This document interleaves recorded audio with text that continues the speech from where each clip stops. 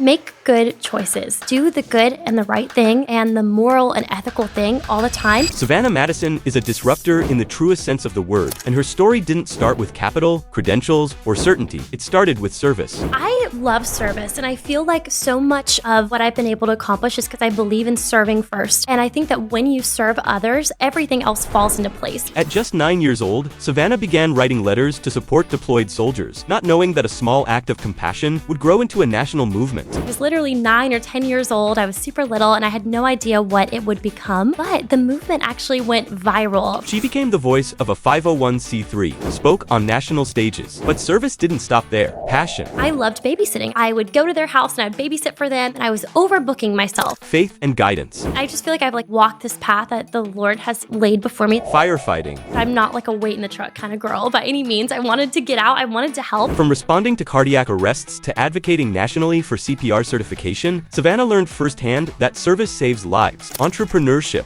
We actually started with no capital, and we have never taken investment. And from the beginning, I always say that you only need time and talent to start a company. What began as one babysitting job became Southern Sitters, now serving 6 states, over 15,000 families, and thousands of caregivers nationwide. I feel, honestly, like I work 0 hours a week because I love my job. I love what I do. On this episode of Brand Ruckus Disruptors, Savannah shares how faith, discipline, and saying yes, even when it's uncomfortable, built a life of purpose, impact, and real success. Humble yourself before the Lord, and He will lift you up.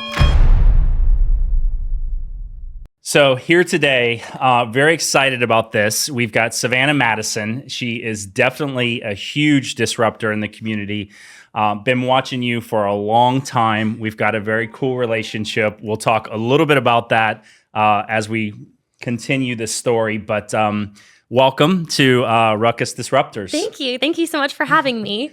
So I want to talk something that I think is really important to you, just kind of watching what you've developed and kind of what got you started in business and entrepreneurship and giving back. I know giving back is very dear to your heart.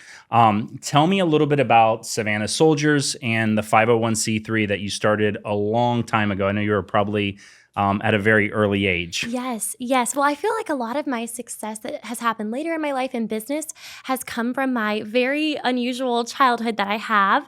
I was super blessed to meet someone when I was in 5th grade, my best friend at the time, whose father was deployed to Afghanistan. And I really wanted to do something to support her through that year of being without her dad. I knew it was going to be incredibly difficult for her and her family, and we were just so close with them that I started a small letter writing campaign. And we started by just writing letters, literally our classroom, the kids around my neighborhood, to support the soldiers in his battalion.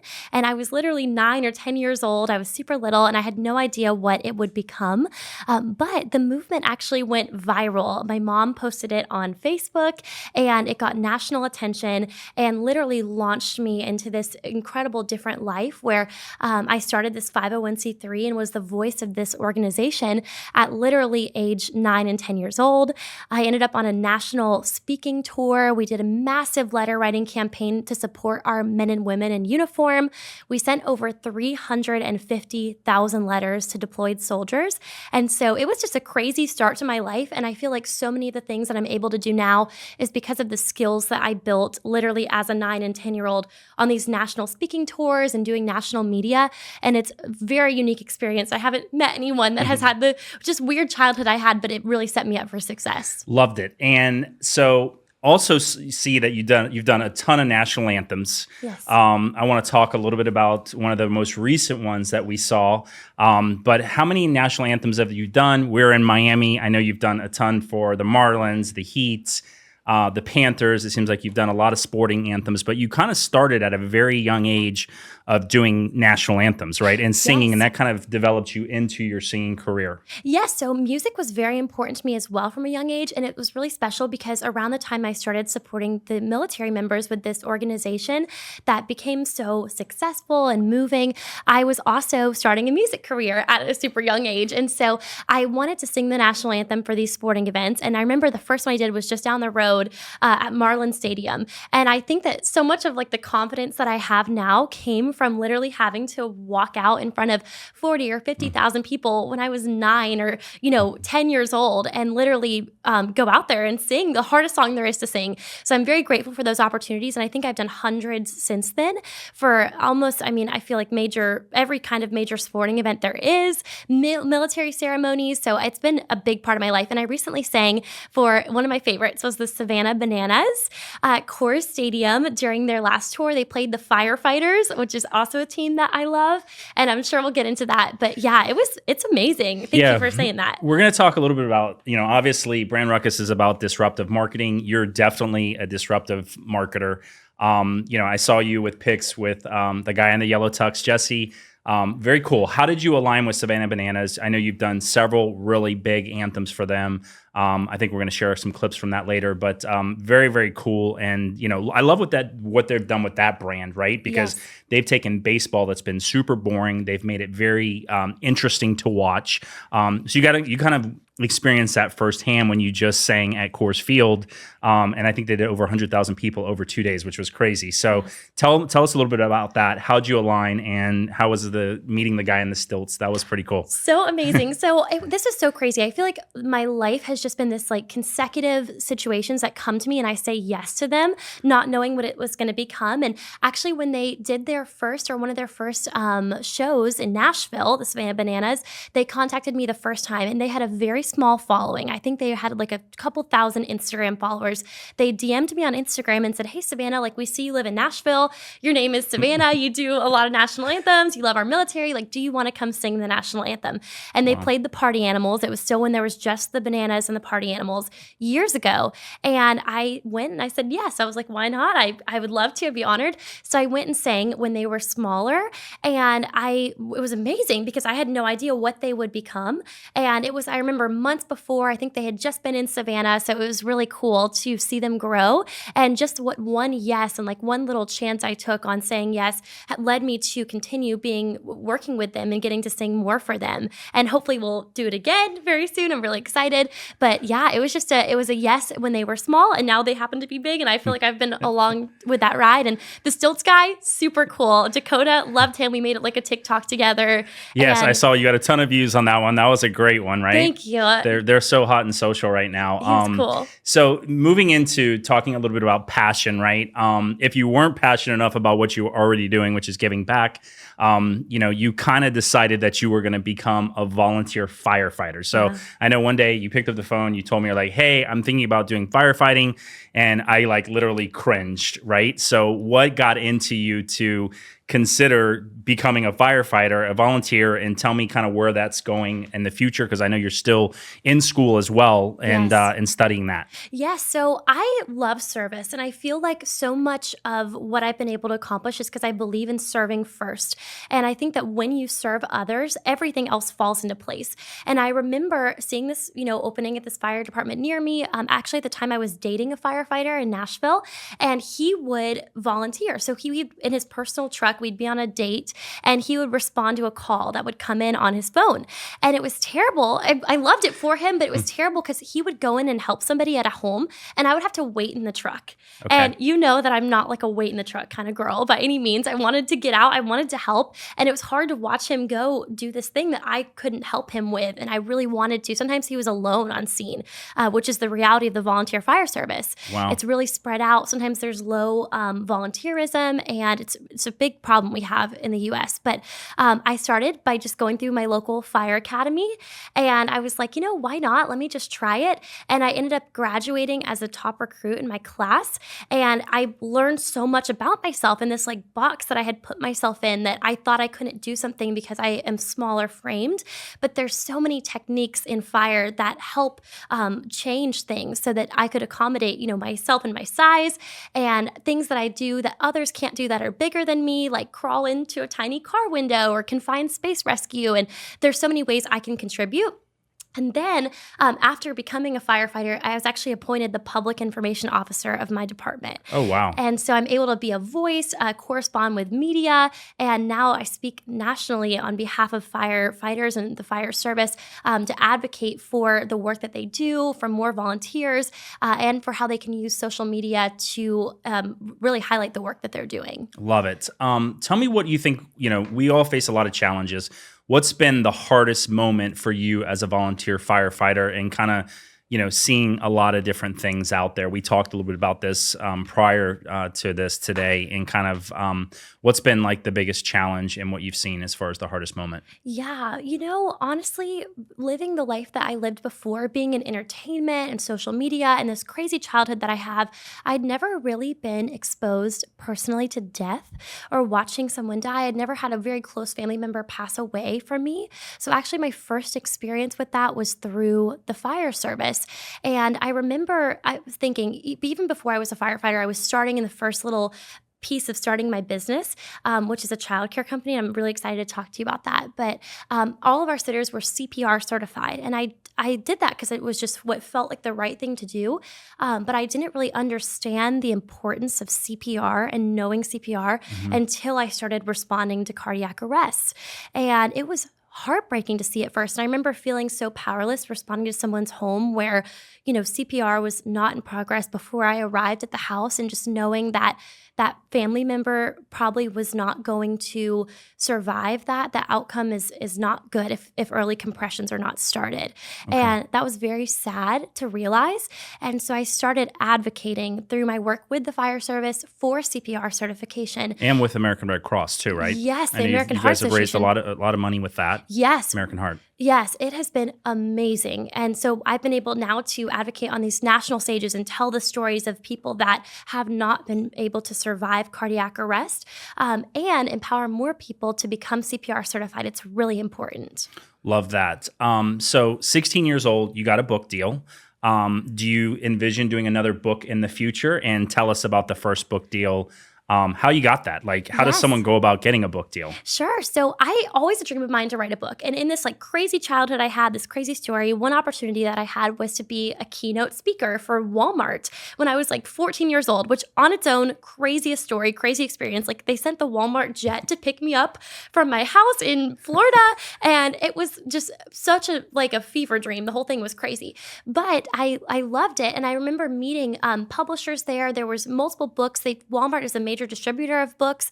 And so big fans of them and their team. And they inspired me. They said, your story's amazing. You should write a book, after I gave this keynote. Okay. And so I was like, that would be really cool. So I spent the next couple of years writing, looking into what I wanted to tell in terms of my story. I'd visited all these kids in schools, and I knew that I wanted to leave something behind with them about how I started this organization for military support and awareness.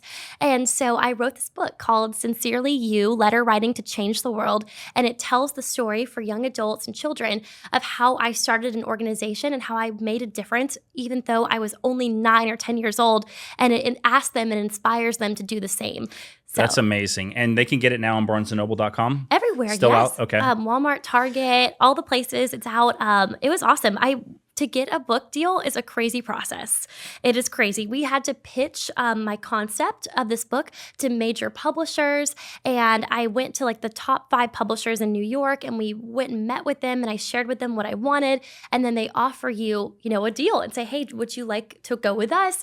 And so I was very fortunate that when I was 15 years old, getting to choose what I wanted to do and who I wanted to work with. And this beautiful product came of it that I'm really proud of. Amazing. So I want to challenge you. I hope you write another book to tell the second half of your story, because I was kind of leading up to you being 16 years old. And that's when that first came out, right? 16, you were 17? Yes. Actually, this is so crazy. The Lord's plan is so insane. But I actually, the book release date for my book was pushed back a couple of times, and it was very discouraging because I was so excited. I had this dream from the time I was 14 and speaking that I'd have this book out, and I had all these exciting things that I really wanted it to be out for, and it kept getting pushed back. There was a couple issues with my original publisher was acquired by Random House, which is even a bigger publisher, so that was a blessing. At the time I was like, oh, it's getting pushed back. I was a teenager. I didn't understand why, and now I can say, my book is being published by Random House, Penguin Random House, which is one of the largest publishers in the world.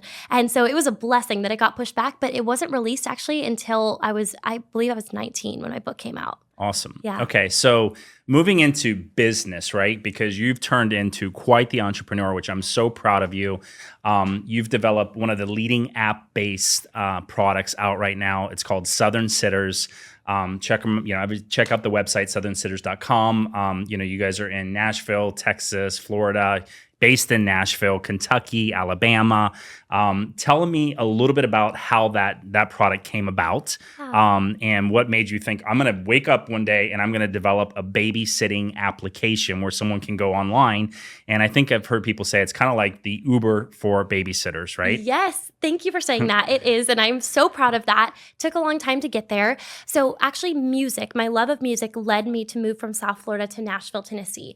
And it's so crazy looking back at my life because I feel like every step that I've taken has led me to this company and to start this project that has become so much bigger than me. And I'm so grateful. So I moved to Nashville. I lived in this neighborhood where there were so many kids and families. And I loved babysitting. I was 17 years old. I would go to their house and I'd babysit for them. And I was overbooking myself.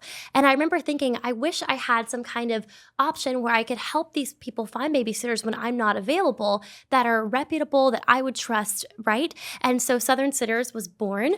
I learned so much so fast. It was crazy. But it was amazing. And that was kind of the foundation, was just loving childcare and like wanting to start something. And it was awesome. So were you actually doing the babysitting at first? Like, Yes. Did you literally go on babysitting calls? I did. Okay. So it was me. It was literally me. And I would go, I was the first Southern sitter, and I had a small team of girls that I loved and I knew from like my church and from the neighborhood that I knew were great babysitters and we're going to go give these families a great experience.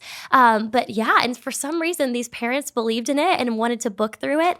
And I feel like I learned so many things so quickly about what I needed. I needed a website. I needed a Facebook page. I needed an Instagram.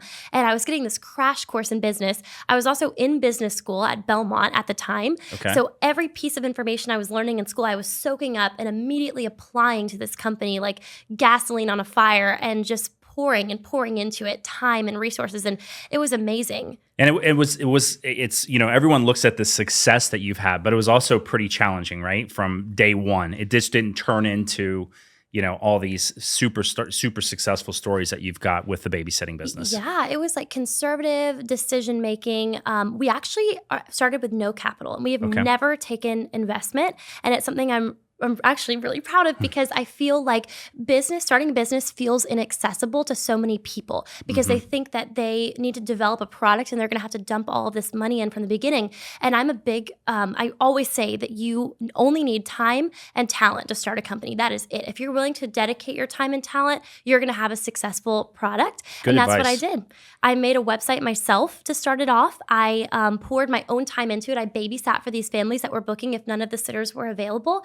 To satisfy these clients. And so it started very, very small. And now we've grown to serve 6 states.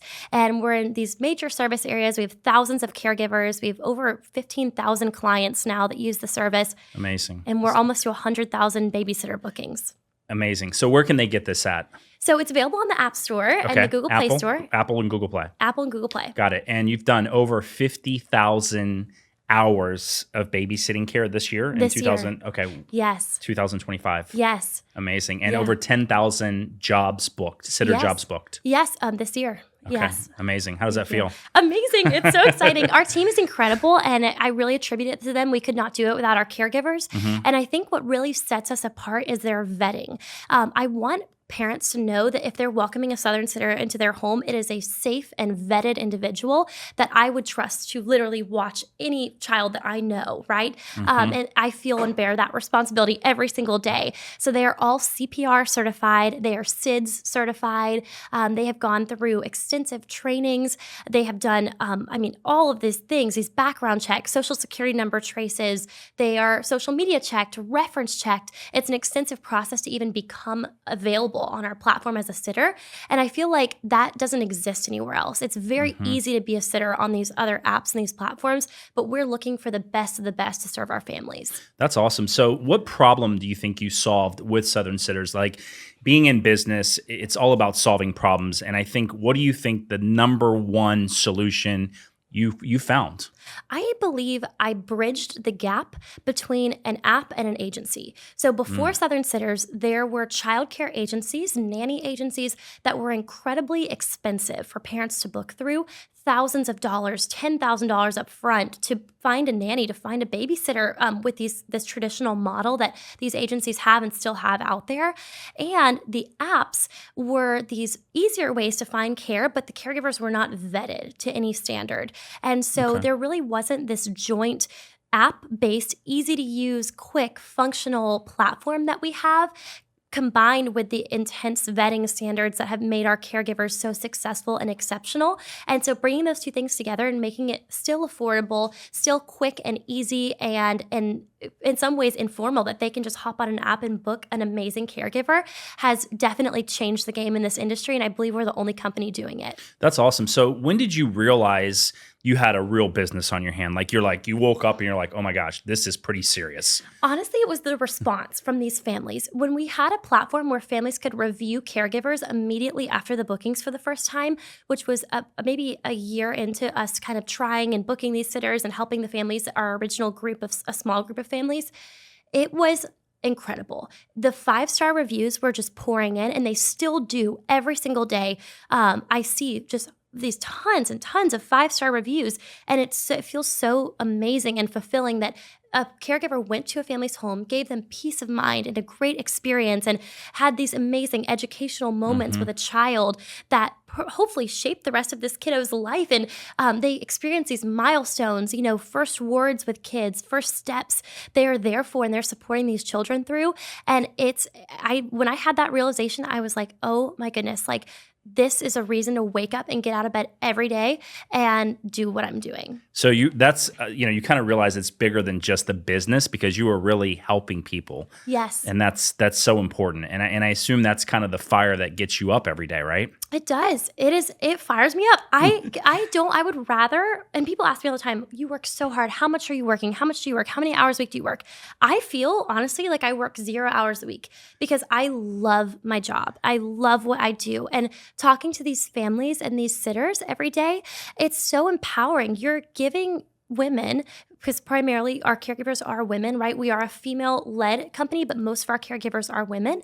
They are exceptional women, and we're giving them an opportunity to take control of their finances and go on this app and accept jobs where they're paid immediately at the end of the job by a family after they've done a great job. So, we have generated millions and millions in revenue, not for us, for the caregivers. Them. We take no Amazing. Percentage of what they make. So you just make a booking fee. We make a booking fee, and I am so content with that. So many agencies do take a percentage of their nannies hourly. They take a percentage of their salary, and that's not mine. You're in the house, you're working for these families, and it motivates them to give 100% if they're earning 100% of their wage. Amazing. Let's talk a little bit about marketing, disruptive marketing. What do you think, aside from you being on the front lines, giving great customer service, because we talked earlier that every owner should be on the front lines in their business. And this is how you win customers over. You solve problems, you find challenges, you find the issues in your business. And, every time I've talked to you in the past, you've been on the phone, you're dealing with customers, you're booking nannies. So you've been very hands-on, Yes. right? But moving into the topic of marketing, what have you done to get customers as far as that's been disruptive, that's kind of unique, kind of one of your secrets that people might be able to apply to their business, that they might be like, wow, that's a really, really good idea. Most effective thing you've done so far? I have a few I'd love to share. So one thing that has been incredibly effective for my industry, for anything childcare, personal, intimate, in people's homes, referrals mean everything to these families. And they want to hear from another mom, another parent, another dad that said, I had a great experience with this childcare company, because again, these are your most precious things that you're entrusting our caregivers with. And so giving the customer a great experience, honestly, is a secret of mine. You have to give every customer 100% because they're going to speak to their friends, their network, and that's big for me. Another place we find that our parents are looking for babysitters, maybe they've moved to a new city and they don't have friends or resources in that area. They go on Facebook. Facebook and Meta, it's very personal, right? People can speak to you about their experience with a brand and with a company in a Facebook group. And so what we've done is we have gone and joined these Facebook groups and shared our story, shared our platform in very personal and meaningful ways so that parents that are looking that don't have resources already to find childcare, they can use that. So you're kind of infiltrating Facebook groups, planting caregivers in there and kind of talking about babysitting. It's organic. It is organic. It's very organic. Yes, okay. yes. That's cool. Yeah. I like that. You got to keep it organic, but that's definitely guerrilla marketing. I love it. It's been cool. And then another thing that has been very big for us is treating each of our caregivers as brand ambassadors for us. When we're hiring and selecting a caregiver, we want someone that exudes excellence in every area of their life, right? And so we're looking at their social media, we're talking to their references, the people that know them. And so we love to ask, hey, put Southern Sitters in your bio, put Southern Sitters on your resume, put it on your LinkedIn, put it in your, on your Facebook, make a post that you're a Southern Sitter because we're so proud that we've hired this person that has made it through our vetting process, is an exceptional caregiver, and they have experience and families that they work with already that they're going to see that. So treating each of our caregivers as if they are a brand ambassador for us, because they are, really also is a great marketing strategy. That's very smart, Savannah. Thank I like you. that. Thanks. So also let's talk a little bit about work ethic. One of my favorite quotes is, you got to grind. Tell us about your schedule. I know you work really, really hard. How many hours a week do you work? And, there's no question that this has been built on hard work. There's been no secrets to success, right? Thank you. Yeah, I feel like I don't have business hours. Savannah is like, her business is open all the time. Okay. And even last night, it's late. We're in Miami, we're in a different time zone. I had a client that needed something last night at 9:00, and I called them personally to help them because I feel like being accessible to people is really important to me. And I feel like I'm never working again. I work probably 60 to 80 hours a week. Oh my gosh. But it doesn't feel like work because Okay. I love it so much. So yeah, you got to grind. You got to put in that time. And every hour that you pour into helping other people, I believe comes back to you. Yes. And if this work wasn't so fulfilling and I didn't love it so much, I think I'd probably be tired. But I have energy for days when it comes to this. Talking about schedules, that's very important. What's your schedule been like for the last week and a half, 2 weeks? Kind of like, where have you been? What have you been doing? What have you up to? Yeah. Walk us through that so people can hear. Sure. So I also love and do a lot of work in speaking and media. And so I have had a really exciting 2 weeks. I think I've been coast to coast twice. Literally, I was in Nashville, obviously working with the company. I went with a film project actually for the fire service for, oh my Lord, a couple days. I was in South Carolina, North Carolina last week.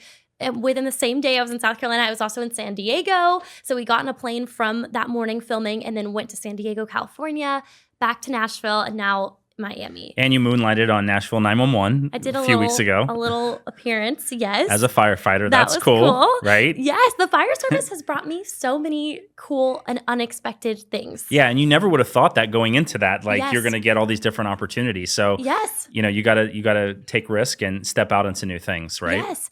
I think that's why it's so important to say yes to things and follow the path that if a door opens for you, the Lord has for it. opened that door. Yeah, walk through it. I like that. Yeah. So best advice for someone just starting out in business and maybe who would want to consider developing an app. I know that's not a cheap process or inexpensive way to develop a business, but what kind of encouragement would you give to someone who's considering it and how to do that as far as taking the next steps? Sure.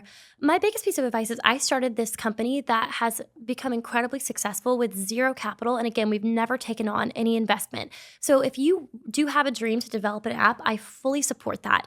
But try to do it in the most cost-effective way possible. And don't start out a new business in debt, right? Apps are incredibly expensive. They are still a relatively inaccessible thing for business owners. And that's okay. An app, I believe, is a part of a culture of a company. So if you can build a convenient booking service or any type of service without this very expensive accessory and it's not integral to your culture as a company, you don't have to have an app, right? Make smart business decisions and start with a website. Invest in a booking platform on a website. Right. A web application, for example, application. right? Which is, prior to starting building the application where you would set up something for someone to go in and just book appointments and communicate, manage customer service. And there's also a lot of white label products out there too, right? Yes.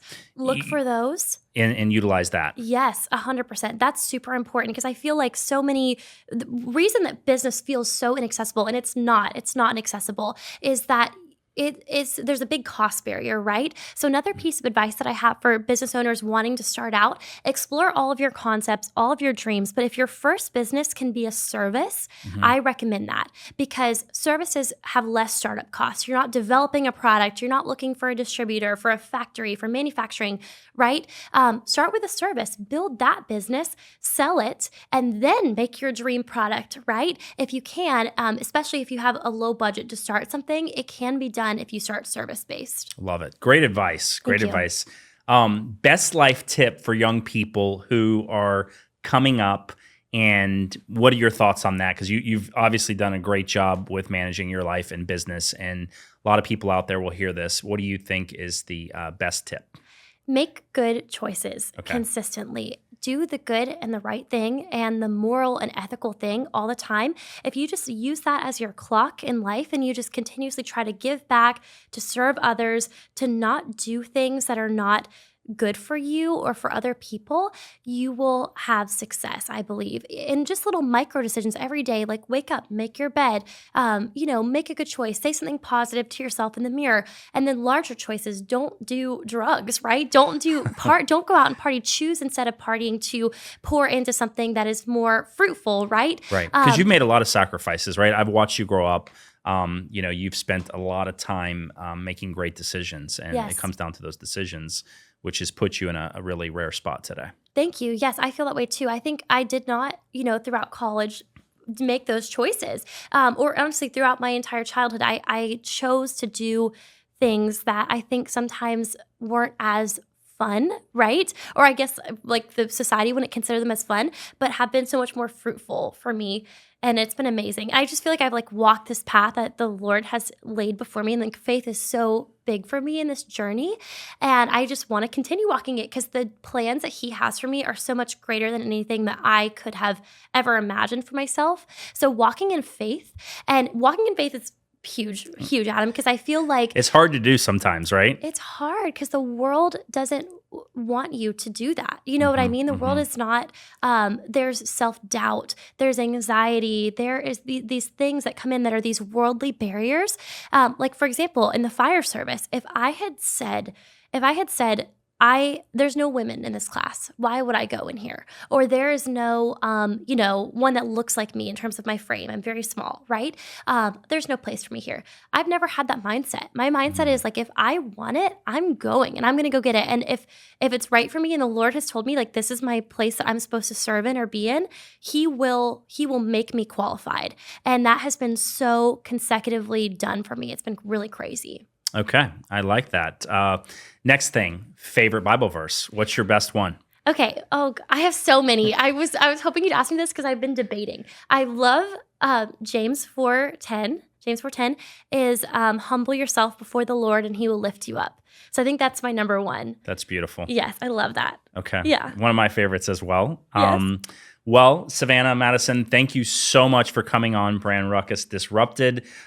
Excited to share your story with everyone. We've got all your social handles below. You're doing amazing things, and we're very excited and very much appreciative of this opportunity to have you here today with us. So continue to do great things, and we will go out and conquer the world together. Sounds good. So, Savannah, tell us where you can get access the Southern Sitters application and find you on social channels. Sure. Connect with us on Instagram. It's at Southern Sitter. Our website is southernsitter.com, and our app is available in the App Store and Google Play Store. It's the Southern Sitters app, and we can't wait to help you out. Cool. Let's continue a conversation. So I want to talk a little bit about social media. We've had this conversation about clicks and likes and all these different things. What are your thoughts on that? I know that you've got a solid following on TikTok, but you don't post a ton of content. Share with me a little bit about the insight of that and what do you think about social? Sure. Well, social media, powerful tool. We know this that it is very important and can be used for such good, and I love that. And I we were having a conversation yesterday about how I feel like there's this culture right now that being an influencer is very important, and that there's a lot of value placed on the amount of likes you have, the amount of followers you have in our society. And it is a blessing. It's great to have influence like that, and it can be used for good. But I just want to caution young people from seeing that as any form of validation or using likes and followers as any metric of the way you value yourself or your self-worth.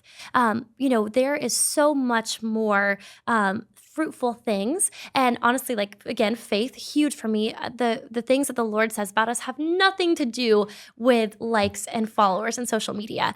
And I found this mindset when I was, especially in the music industry, and this is kind of a reason why I felt like led to step away from that when it was time for me to step away, was that there's just this focus on you have to have followers. And oftentimes it's at the expense of yourself. There's this perception of you're only as valuable as your last video and the performance of that video. And that's how relevant you are, is how many followers you have versus somebody else. And it's so easy to fall victim to this enemy of comparison in that world. And it makes me sad because that is not at all something that we should be using to measure our own Success. yes, and self-worth.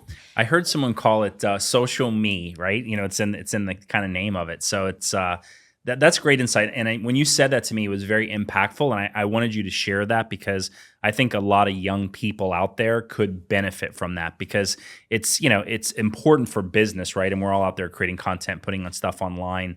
But I think you've got a really good handle. And I almost like the fact that you've kind of taken a backseat approach to it and really not focused on, having to post content every day. I mean, I see your company, you post a lot of content, right? But that's about babysitting services, some of your accolades, things that you guys are doing.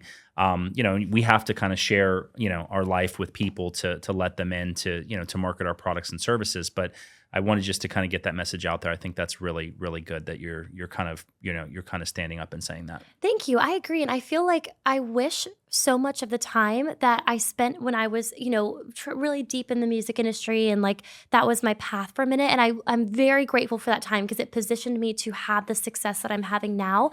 And I was so much respect for artists and the work that they do and songwriters and everything that goes into that. It's an incredible industry and I still love the art of music, but I just didn't like it felt like a rat race of social, status. And I had the social media following. I just found that when I was spending time, 3 times a day posting TikToks and just so deep in this world of content and almost in a lot of ways like vanity, it wasn't fruitful for my spirit. Does that make sense? Right. It wasn't healthy for you. No. And that's a decision you made. And yes. You've kind of, stepped back from that. And I really respect that. And I wanted, when we talked about that, I wanted you to share that because I thought that was really important as a part of people's journey and life and being happiness and, being happy and your final destination of where you're going. Yes, I agree. Yes, it's really propelled me, and I'm very grateful for that. And even now, the following I have so much responsibility because I feel like there are people watching me. There's young girls watching me, young women that want to do the things that I'm doing, and I want to use that influence very, very strategically to help them position themselves to be successful, but also be rooted in faith. And I think that's the best thing that you can possibly do because all success comes from God. That's 100% correct. Yeah. You got to stay focused. Yeah. That is the key to your success is God. I love it. Okay. I think we're good here. Is there anything else you want to say, Savannah? I think we've got, we nailed it. Yeah, we did great. Why were you nervous? I know, right? I just want to thank everyone for watching Brand Ruckus Disruptors. Really excited going into 2026. We've got some really cool people coming on the podcast and very excited to share other entrepreneur stories.